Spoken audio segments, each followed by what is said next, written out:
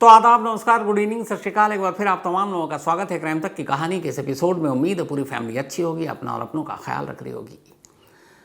17 फरवरी की बात है, झांसी शहर और झांसी की ये कहानी है।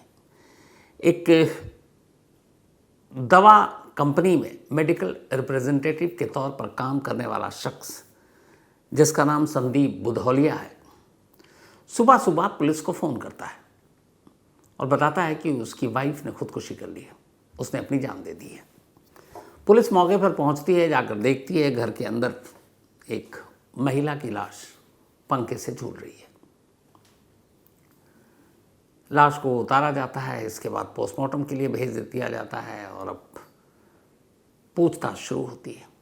इस दौरान में पुलिस के साथ साथ संदीप बुधौलिया ने अपने ससुराल वालों को भी फ़ोन कर यही जानकारी दी। उसका ससुराल मध्य प्रदेश में, और मध्य प्रदेश में ही टीकमगढ़ ज़िले में उसकी बीवी के माँ बाप रहने वाले थे वहाँ के। वो सब भागे भागे बदहवास आते हैं। शादी को सिर्फ 7 साल पूरे हुए थे अभी संदीप बुधौलिया की, और उसकी पत्नी का नाम था सोनाली। जब वो घर आते हैं तो शुरुआत में जो पुलिस को बयान दिया पति ने, इसके बाद पति ने ससुराल वालों को बताया। फिर ये हुआ कि कोई अपनी जान क्यों देगा, तो पुलिस को कहानी पता चली, और वो ये कि ससुराल वालों ने कहा कि जब शादी हुई उसके बाद से ही लगातार दहेज के लिए संदीप तंग करता था। जब शादी हुई थी 27 फरवरी 2017 में, तब 20 लाख रुपए दहेज लिए थे उसने, लेकिन एक गाड़ी की मांग कर रहा था, गाड़ी नहीं मिली तो नाराज़ पूरा ससुराल और उसको लेकर सोनाली को हमेशा तंग करता। शुरुआत के 3 साल बड़े बुरे भी थे, लेकिन 3 साल के बाद सोनाली ने एक बच्ची को जन्म दिया जो अब 4 साल की हो चुकी थी। तो घर वालों ने इल्ज़ाम लगाया ऐसी दहेज की वजह से शायद तंग आकर उनकी बेटी ने अपनी जान दे दी। पुलिस भी इसको यही मानकर चल रही है अपने इसी हिसाब से। तभी अब मध्य प्रदेश से उस बच्ची के नाना नानी यानी कि सोनाली के माँ बाप झांसी आए हुए थे। अब 4 साल की वो बच्ची अपने नाना नानी के साथ थी। 4 साल की उम्र होती क्या है? एक ऐसी उम्र जिसमें आपको अच्छा बुरा, कत्ल, मौत, इन सारी चीज़ों के बारे में, साजिश, लालच, दहेज, शायद कोई जानकारी नहीं होती। तो ये बच्ची भी लगभग उसी उम्र के पड़ाव पर थी और इसे भी कुछ पता नहीं था। अब तमाम भीड़ देख रही है घर में। नाना नानी आए, नाना नानी से वो बातें करने लगी। बातें करते करते वो अचानक कुछ बोलना शुरू करती है। जैसे ही बोलना शुरू करती है, नाना नानी परेशान हो उठते हैं। इसके बाद वो बच्ची है, मूड है, बोलते बोलते अचानक वो अपनी कॉपी उठाती है और एक पन्ने पर कलम से एक तस्वीर बनाना शुरू कर देती है। ये वही तस्वीर है। इस तस्वीर को अगर आप वैसे ही देखेंगे तो इस तस्वीर में आप क्या पाएंगे? कुछ भी नहीं। अमूमन ये जो 3-4 साल के बच्चे होते हैं या 5 साल के, उन्हें कागज़, कलम, पेंसिल कुछ भी पकड़ा दीजिए, कागज़ पर आड़ी तिरछी तस्वीरें बनानी शुरू कर देते हैं। उन्हें अच्छा लगता है। बहुत सारे बच्चों को पेंटिंग का शौक़ होता है। 4 साल की ये बच्ची, इसे तस्वीर बनाने का शौक़ था। अब वो एक तस्वीर बनाती है नाना नानी के सामने, और ये वही तस्वीर है। इस तस्वीर को अगर आप गौर से देखेंगे तो इस तस्वीर में एक लड़की नजर आएगी आपको। उस लड़की के 2 हाथ भी हैं, लेकिन सबसे अजीब बात इस तस्वीर की है कि इस लड़की के गर्दन की दाहिनी तरफ एक और हाथ बनाया गया। 4 साल की एक बच्ची एक तस्वीर बना रही है जिसमें 2 हाथ हैं, लेकिन एक एक्स्ट्रा हाथ है, और वो उस लड़की के गर्दन की दाहिनी तरफ। अब ये तस्वीर देखकर पूछते हैं कि ये कौन है, क्या है, और ये तीसरा हाथ क्या है? तब वो बच्ची बताती है कि मेरी मम्मी है, और ये दोनों हाथ मेरी मम्मी के हैं, लेकिन जो तीसरा हाथ है इस दाहिनी तरफ गर्दन के, वो हाथ मेरे पापा का है। तो पूछा गया कि ये हाथ यहाँ क्यों और ये मम्मी की तस्वीर ऐसी क्यों बनाई? तब बच्ची कहानी सुनाती है, उस तस्वीर की कहानी। वो कहती है कि मेरे पापा ने मेरी मम्मी को मारा, मम्मी को गिराया, फिर मारा पीटा, फिर मम्मी को पकड़कर उसके गले में कुछ डाला और उसे टांग दिया, शायद पंखे से। तो इसीलिए मैंने ये तस्वीर बनाई है कि ये मेरी मम्मी है, ये इनके दोनों हाथ हैं, उनके गले में एक फंदा है और एक हाथ है जो तीसरा हाथ, वही हाथ है जो उस फंदे से मेरी मम्मी को टांग रहा है, और वो तीसरा हाथ मेरे पापा का है। नाना नानी ये सुनकर शॉक्ड, फिर पूछते हैं कि क्या, पूरी बात बताओ। तब वो बताती है कि पापा ने मम्मी को मारा है और मारने के बाद उनको धक्का दिया, गिराया, फिर उनको टांग दिया, और टांगने के बाद वो चले गए अपने दोस्तों के साथ, और मैं ये सब कुछ देख रही थी। इस बच्ची की एक तस्वीर ने कातिल की शक्ल में उसके पापा का खुलासा कर दिया। निठारी में ऐसे कई बच्चे थे जो एक सनकी कातिल के शिकार बने, करीब 20-21 बच्चे, और एक एक कर उनकी जान गई।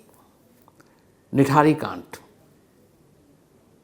जिसने निठारी को हिंदुस्तान के नक्शे पे ला दिया था। तो यही निठारी कांड के खूनी किस्से कुकू एफएम के ऑडियो लर्निंग प्लेटफॉर्म पर डिटेल में मौजूद है, आप वहाँ से सुन सकते हैं। लेकिन याद रहे, वक्त तेज़ी से निकल रहा है और एक बार जब फ्री ट्रायल स्लॉट्स ख़त्म हो जाएंगे तो फिर ये मौका हाथ से निकल जाएगा। तो इस औसम मौके को मिस मत करें, अभी अपने फ्री ट्रायल लें और क्राइम की बेस्ट स्टोरीज सुनना शुरू करें। After 14 days the subscription plan will be activated. जब बच्ची की तस्वीर सामने और कहानी सामने आई, बच्ची के नाना नानी बदहवास फ़ौरन वो पुलिस के पास जाते हैं और कहते हैं कि मेरी बेटी ने अपनी जान नहीं दी है, बल्कि उसे मारा गया है, उसका कत्ल हुआ है, और उस कत्ल का चश्मदीद कोई और नहीं, 4 साल की एक बच्ची है जिसकी माँ का कत्ल हुआ और जिसके पापा ने यह कत्ल किया। अब पुलिस भी सुनकर हैरान। पुलिस आती है, अब उस बच्ची से फिर से पूछती है, पुलिस वाले अंकल बनकर पूछती है। बच्ची को अभी भी, चूँकि 4 साल की उम्र है, उससे आप क्या उम्मीद रखेंगे। वो बिल्कुल मासूमियत से सारी बातें बताती है, फिर पुलिस को बताती है कि ये जो तस्वीर है इसमें ये मेरी मम्मी है, और ये जो हाथ है ये मेरे पापा का है, और मेरी मम्मी को मेरे पापा ने मारा है, और मैंने ये सब कुछ आंखों से देखा। फिर मारने के बाद पापा भाग गए। जब इस बच्ची की इस गवाही को पुलिस ने सुना और उस तस्वीर को देखा, जो तस्वीर के ज़रिए भी वो कहानी बता रही थी, पुलिस को कहानी समझ में आ गई। इसके बाद उसने संदीप बुधौलिया को हिरासत में लिया। हिरासत में लेने के बाद अब उससे पूछताछ शुरू हुई। जब पूछताछ शुरू हुई तो थोड़ी देर के बाद पूरी कहानी सामने आई। लेकिन इस पूरी कहानी को सुनाऊं उससे पहले जो ये बच्ची ने तस्वीर बनाई है, इस तस्वीर को बनाने के बाद जब उससे पूछा जा रहा है कि ये तस्वीर किसकी है, क्यों बनाई, ये बातचीत आप सुन लीजिए उस बच्ची की ही जुबानी। मम्मा जाके पिताजी को फोन लगा लो, नंबर बोलो। भाई यहाँ पे लिख लो यार। मैं नंबर ले दूँ मम्मा का। ये क्या बना रहे थे इधर पे? क्या बना रहे? ये क्या बना रहे थे? मम्मा ये क्या था जी? हाथ किसका था? ये पापा का हाथ। क्या कर रहे हैं पापा? मार रहे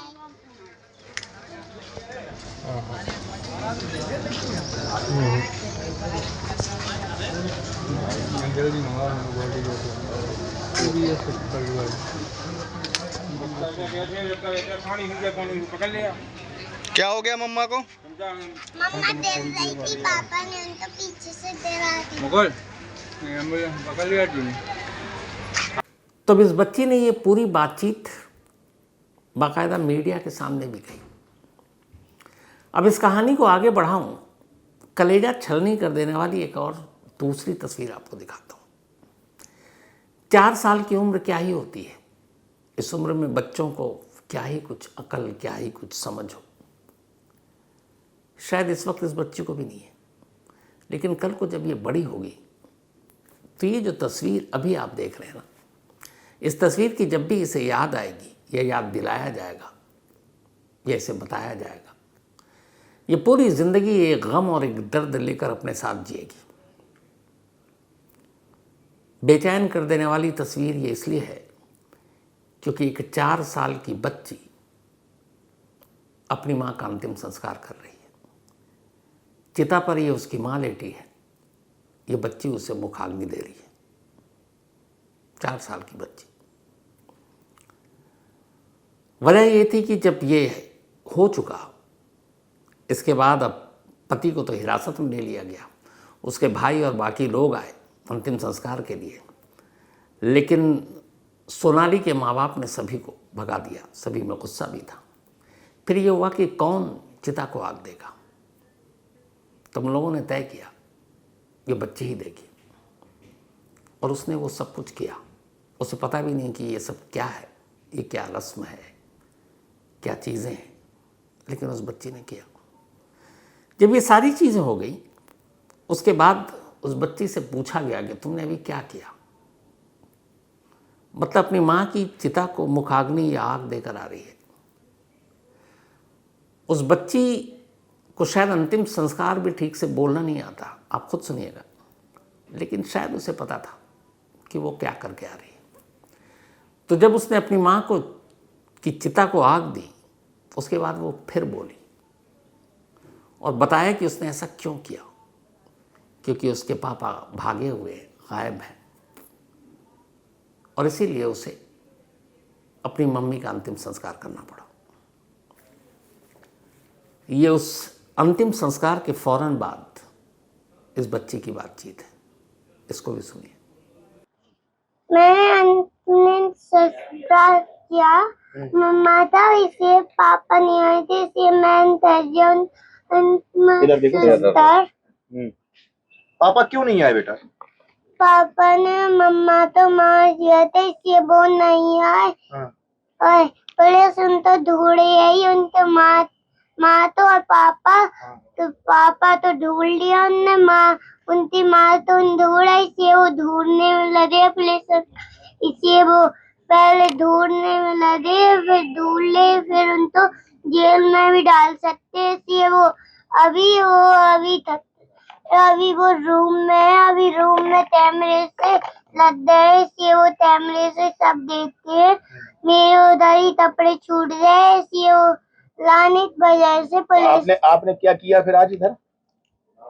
क्या किया था? क्या किया? अंतिम संस्कार किया, पापा नहीं आए थे तो। अंतिम संस्कार 4 साल की बच्ची से आप कहाँ उम्मीद करेंगे कि वो इसका मतलब भी समझ सके, फिर भी उसने बोला टूटी फूटी अंदाज में।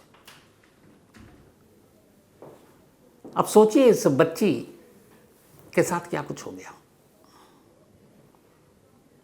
माँ की मौत आंखों के सामने हुई, माँ की चिता को खुद आग दी, पापा जिससे वो प्यार करती थी वो भागे हुए, अब पुलिस के कब्जे में, और पापा ने मम्मी को मारा। लेकिन इस पूरे बोलने के दौरान भी कहीं भी आप अगर नोटिस करेंगे, कहीं उसके लिए पापा के मन में कोई नफरत या उस तरह के शब्द या गुस्सा वाला भाव नहीं था। क्यों नहीं था जानते हैं? क्योंकि ये उम्र का तकाजा था। 4 साल की मासूम बच्ची क्या जाने ये लालच, ये दहेज, ये नफरत, ये पैसा, ये गुस्सा, ये कत्ल, साजिश, और इसीलिए उसकी नज़र में पता नहीं है क्या था। बच्ची इस वक्त अपने नाना नानी के साथ है, लेकिन इसके बाद जब इस बच्ची ने एक तस्वीर के ज़रिए, सोचिए एक बेज़ुबान तस्वीर के ज़रिए पहले अपनी कहानी सुनाई, तो उसके बाद जब पुलिस ने अपनी पूरी जांच पूरी की तो जो कहानी निकल कर आई वो ये थी। संदीप बुधौलिया झांसी में एक पढ़े लिखे परिवार का लड़का, पूरी फैमिली बहुत अच्छी खासी पढ़ाई के बाद इसको नौकरी लगी, एक मेडिकल रिप्रेजेंटेटिव के तौर पर ये काम कर रहा है, ठीक ठाक पैसे कमाता है। जब नौकरी लगी तो घर वालों ने इसके लिए रिश्ता देखना शुरू किया। मध्य प्रदेश के टीकमगढ़ इलाके के रहने वाले सोनाली के पिता तक ये रिश्ता पहुंचा। उन्होंने लड़के की छानबीन की, लड़के ने लड़की वालों की छानबीन की। फिर दोनों के परिवार की रजामंदी से 27 फरवरी 2017 को ये शादी हुई। 27 फरवरी यानी कि मुश्किल से अब 9 दिन के बाद शायद 7वीं सालगिरह थी शादी की दोनों की। बड़ी धूमधाम से शादी हुई, लेकिन जिस शादी की बुनियादी लालच की ऊपर हो, उस शादी का टिकना ना टिकना कोई मायने नहीं रखता। क्योंकि जब ये शादी हुई तभी लड़के वालों ने 20 लाख रुपए की दहेज की मांग की और एक गाड़ी की। लेकिन सोनाली के पिता ने अपनी हैसियत के हिसाब से जितना कुछ देना था दिया। हालांकि आज भी मुझे समझ में नहीं आता है कि लड़की के माँ बाप क्यों ऐसे लालचियों और लोभियों के आगे झुक जाते हैं, कमज़ोर पड़ जाते हैं कि उन्हें दहेज देना पड़ता है। अगर हर लड़की के माँ बाप ये ठान लें कि दहेज नहीं देंगे, और अगर उनका बेटा है तो लेंगे नहीं, तो आप सोचिए कि अगर दहेज नहीं देंगे तो इस देश में जितने भी लड़के कुंवारे रह जाएंगे जो दहेज मांगते हैं। फिर क्या होगा? सिर्फ लड़कियों की थोड़ी बदनामी होती। अगर लड़का कुंवारा घर पे हो तो क्या उसकी नहीं होगी? उसके माँ बाप को फिक्र नहीं होगी कि उनका वंश आगे कौन बढ़ाएगा? तो बात वही है कि अगर लड़की वाले ये ठान लें, शादी सिर्फ एक का नहीं होता ना, ये 2 परिवारों का मिलन होता है। जैसे लड़का है वैसे ही लड़की है। और आजकल लड़की किस फील्ड में आगे नहीं है, लेकिन कई मजबूरियां होती हैं जिसकी वजह से बहुत सारे माँ बाप आज भी झुक जाते हैं, दब जाते हैं और दहेज के लालचियों के आगे सब कुछ हार जाते हैं। सोनाली के फादर ने भी दे दिया था 20 लाख, लेकिन बात एक गाड़ी पर आ गई। चाहता तो कितने की गाड़ी, धीरे धीरे कमाई लेता, अच्छी खासी नौकरी थी, लेकिन लालच, गाड़ी मिली नहीं थी, इसलिए सोनाली को उसने तंग करना शुरू कर दिया। शुरू में सोनाली को लगा कि चलो धीरे धीरे बात बन जाएगी, बात बनी नहीं। और इसी झगड़े के बीच में 3 साल बीत गए थे, 2020 आ गया। 2020 में फिर 4 साल की बच्ची का जन्म हुआ। सोनाली को लगा कि इस बच्ची के जन्म के बाद शायद चीज़ें ठीक हो जाए, क्योंकि अब उसका पति संदीप एक बाप भी बन गया है। अब तक एक पति था सिर्फ, अब एक पिता भी है। लेकिन ये उसकी गलतफहमी थी। लड़ाई झगड़ा, ससुराल वालों का ताना, सास का ताना, देवर जेठ का ताना, जेठानी का ताना चलता रहा। बहुत सारी बातें तो वो पी गई, अपने घर वालों को भी नहीं बताती कि माँ बाप को अब बताएंगे उसकी शादी हो गई है, वो पराई हो गई है, तो वो भी वहाँ पे परेशान होंगे। तो सारे दर्द खुद ही सहती। इधर संदीप मारता पीटता भी। एक बार उसने उसको जलाने की कोशिश की, तब सोनाली के घर वालों को लगा ये बहुत ज़्यादा हो गया। उन्होंने पुलिस में कंप्लेंट की, कोर्ट में केस किया, लेकिन फिर संदीप और उसके घर वाले डर गए। उन्होंने समझौता कर लिया और कहा कि अब आइंदा कुछ नहीं करेंगे, वापस ले आए। लेकिन लालच कब मरता है? ये सब कुछ चलता रहा। इसी दौरान में 14 फरवरी को वैलेंटाइन डे के दिन सोनाली के मामा के बेटे की शादी थी मध्य प्रदेश में। अब संदीप का तो ससुराल वालों से वैसे ही रिश्ता ठीक नहीं था। उसने कहा मैं नहीं जाऊंगा, तो उसने कहा कि मैं तो जाऊंगी, मेरे मामा के बेटे की शादी है। तो उसने कहा ठीक है तुम जाओ। तो सोनाली अपनी उसी 4 साल की बेटी को लेकर झांसी से टीकमगढ़ गई अपने मामा की बेटी की शादी में। 14 फरवरी की शादी थी, इसलिए वो 12 फरवरी को झांसी से निकल गई। लेकिन अभी जिस दिन शादी थी उसी दिन अचानक उसके पास फ़ोन आता है संदीप का, और वो कहता है कि 1 दिन के अंदर अंदर घर लौटो, और अगर नहीं लौटी तो फिर दोबारा इस घर में मत आना। अब बेचारी पत्नी सारी चीज़ें, माँ बाप का बोझ भी नहीं बनना चाहती। पति के जुल्म के आगे एक बार फिर हथियार डाला और अचानक शादी की बाकी रस्में छोड़कर 16 फरवरी को वापस झांसी लौट आई।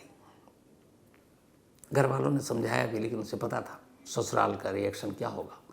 तो पति और ससुराल वालों के डर से 16 फरवरी को ही झांसी लौट आती है। रात को झांसी लौटती है।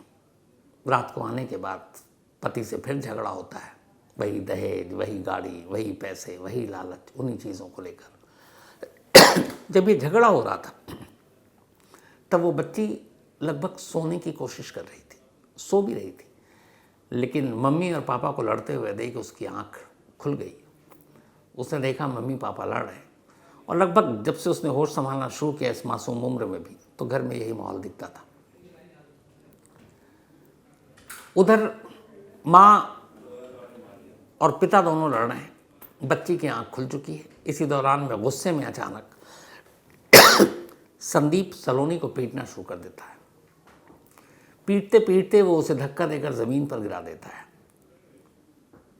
बच्ची की आंख खुली हुई है, वो सब कुछ देख रही है, डरी है, सहमी है, लेकिन खामोश है। फिर लड़ाई इस कदर बढ़ती है कि ज़मीन पर गिराने के बाद संदीप अपनी पत्नी का गला घोंट देता है।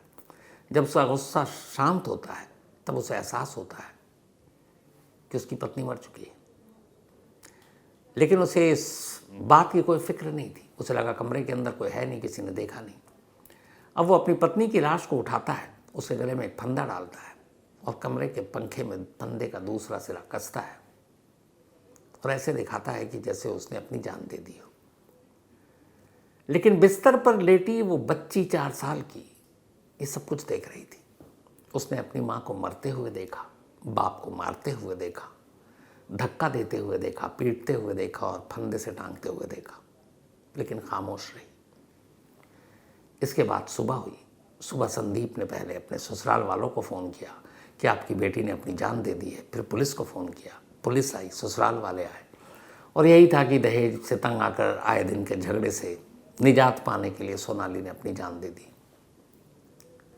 लेकिन संदीप को ही पता नहीं था कि रात जब सब कुछ ये हो रहा था तब उसकी बेटी सो नहीं रही थी, बल्कि वो सब कुछ देख रही थी।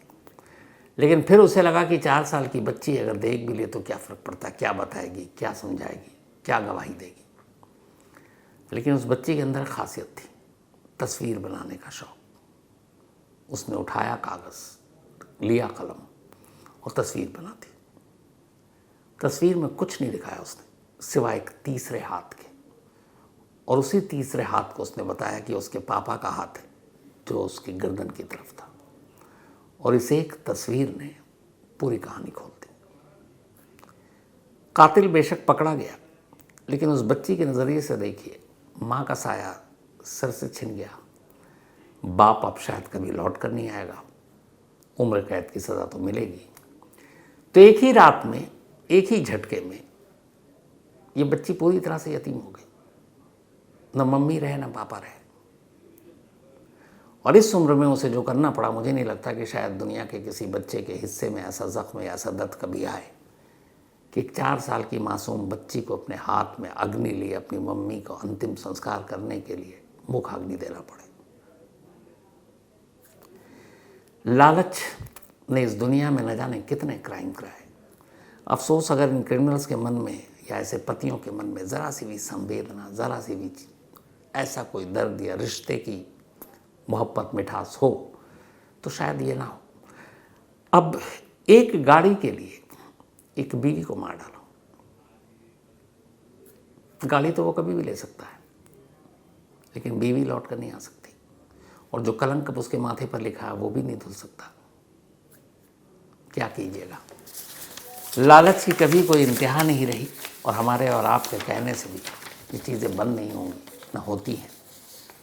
कल को यही संदीप किसी और शहर में, किसी और कस्बे में, किसी और नाम के साथ, किसी नई कहानी के साथ हमारे आपके सामने होगा। हो सकता है मैं फिर बैठकर ऐसे ही किसी संदीप की कहानी सुना रहा हूँ और आप सुन रहे हैं। बदलेगा कुछ नहीं, अफसोस यही है।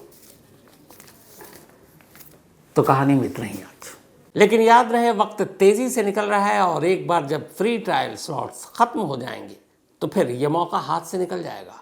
तो इस ऑसम मौके को मिस मत करें। अभी अपने फ्री ट्रायल लें और क्राइम की बेस्ट स्टोरीज सुनना शुरू करें।